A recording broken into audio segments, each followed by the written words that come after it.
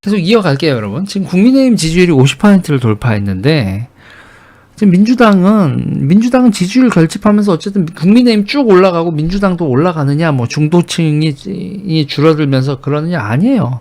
지금 민주당은 30%대로 지금요, 20%대가 나온 여론조사 결과도 있었고, 지금 국민의힘이 50%가 넘게 나온 이 리얼미터 조사에서는 민주당은 38.6%, 이렇습니다. 그러니까 국민의힘과 민주당의 격차가 점점 벌어지고 있어요. 그러면 이 지방선거의 특징은 후보를 유권자들이 잘 모릅니다. 후보만 모르는 게 아니에요, 여러분. 공약도 잘 몰라요. 공약도 잘 모릅니다. 그러니까요. 후보도 모르고 공약도 몰라요. 그러니까 투표율도 낮고요. 그렇죠.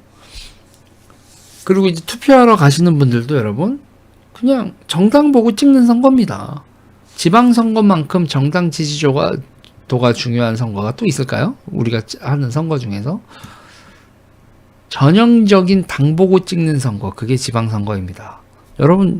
여러분이 사는 곳의 시장 군수이름 얼마나 아세요? 모르시는 분들 많을걸요? 그거 모른다고 이상할 거 하나도 없습니다. 우리가 사는 곳의 시장 군수 이름, 저도 조광한 남양주시장 잡혀 들어간 다음에 권한대행이 누군지 모릅니다. 부시장 하던 사람이 권한대행 하겠죠. 근데 그거를 제가 체크도 안 했어요. 조광한 잡혀 들어가고 그 다음에 이제 뭐 선거 얼마 안 남았는데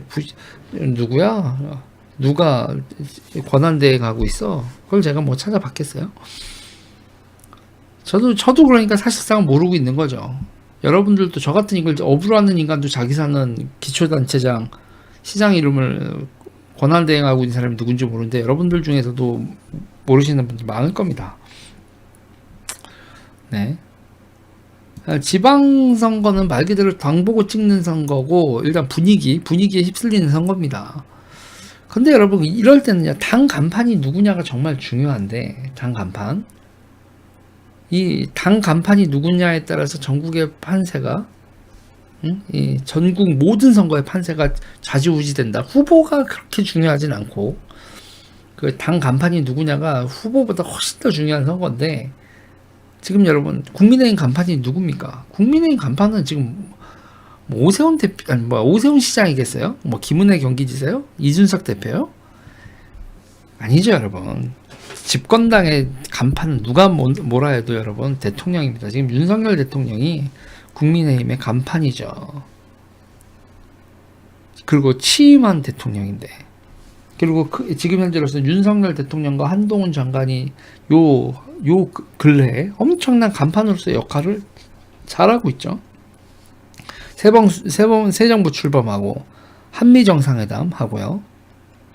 그리고 여러분 5.18 기념식에 참석하고요. 그리고 어제 또 열린 음악회가 여러분 시청률이 높았대요. 일단 많은 분들이요, 청와대가 궁금했었던 거야. 개방된 청와대, 이렇게 정화대 이렇게 사람들이 들어가는 그 청와대가 되게 궁금하고 했었던 거죠. 그래서 그것도 시청률 높아. 그러니 윤석열이 하드캐리하고 있는 거죠. 윤석열 대통령이. 지금 여러분 윤석열 대통령의 지지율은 52.1% 상승세입니다.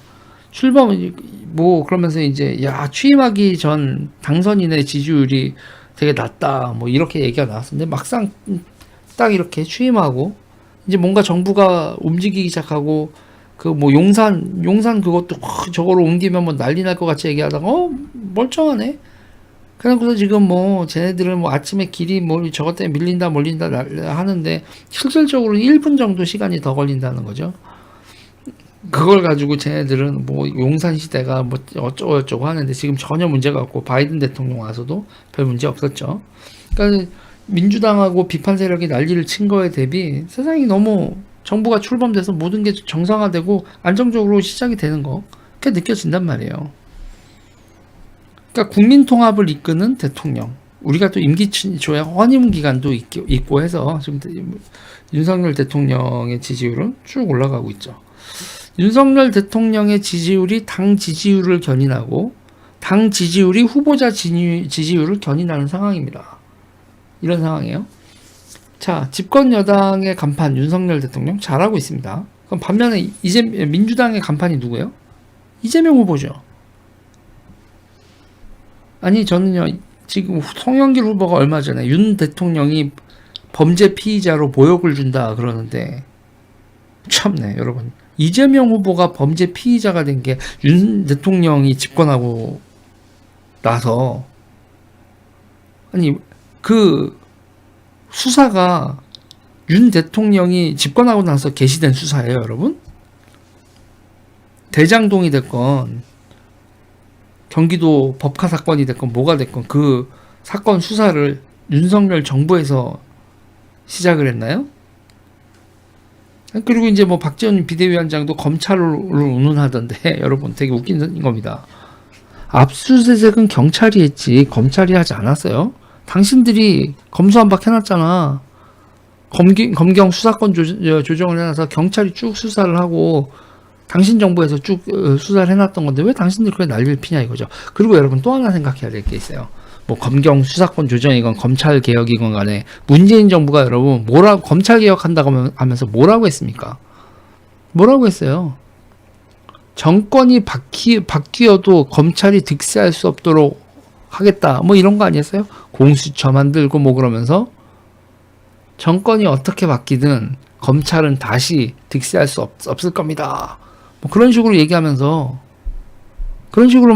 얘기하면서 검찰 개혁 해놓고요. 그래놓고서 지금 검찰이 바뀌었다고 정권이 바뀌었다고 검찰이 월권을 하네 어쩌고 저쩌고 그렇게 얘기를 하면 물어봅시다.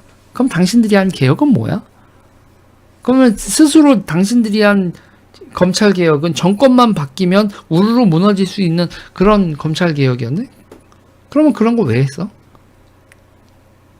그냥 어차피 정권 바뀌면 상관없는 거면 그럼 당신들은 검찰 개혁 뭐 한 거야? 뻘짓한 거야? 아무튼요 민주당 있잖아요. 뭔 말만 하면 자기 당착이죠. 응?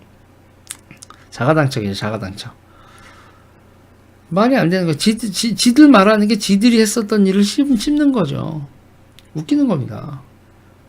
그리고 이제 이재명이 메인 간판이고 박지원이 서브 간판인데 여러분 박지원 비대위원장 같은 젊은 사람은요 어떤 비판을 한다거나 혁신을 한다거나 새로운 바람을 불러일으킨다거나 뭐 그런 역할을 할 수는 있죠. 근데 여러분 지방선거잖아요.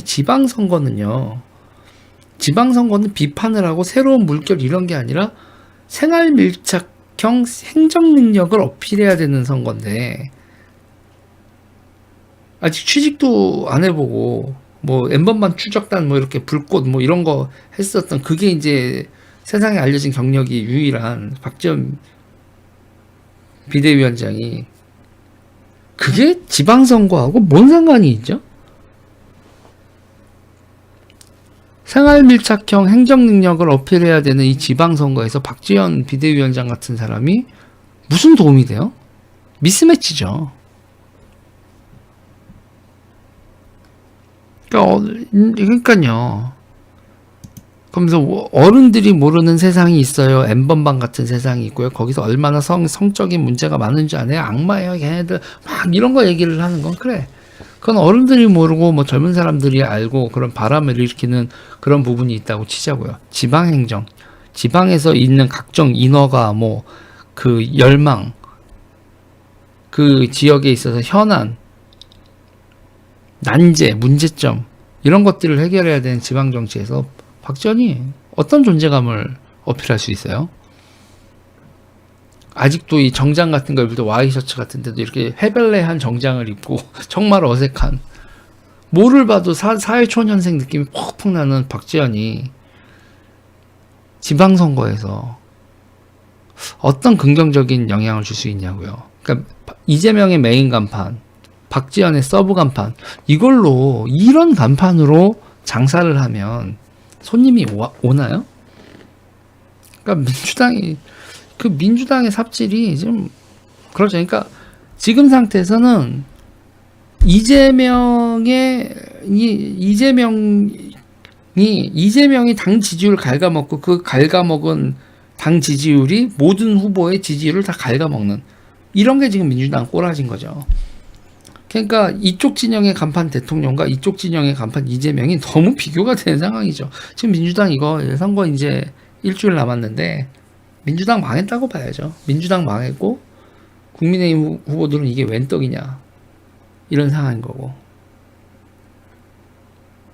그렇습니다. 이 선거에서 지금 이렇게 민주당이 삭제하는 건 감사할 따름이죠. 요 얘기는 여기까지 할게요.